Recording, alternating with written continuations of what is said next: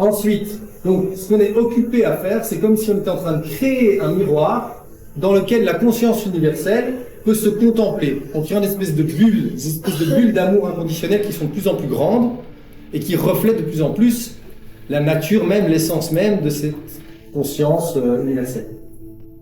Alors, donc, il faut aussi se réconcilier donc avec Dieu, tout ça, qu'on a un peu cette relation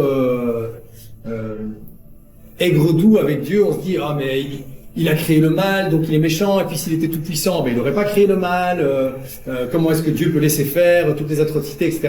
En fait, là, on se rend compte que c'est juste un espèce de contenant qui existe, qui existera toujours, et qui n'a pas consciemment choisi de créer ces choses-là. C'est nous-mêmes à l'intérieur ici, c'est la vie quelque part qui a créé tout ça comme expérience, comme ces espèces de consciences dissociées qui, s'harmonisant les unes aux autres, créent des expériences douloureuses de par le besoin de s'harmoniser par l'expérience, parce qu'il n'y a pas d'autre choix.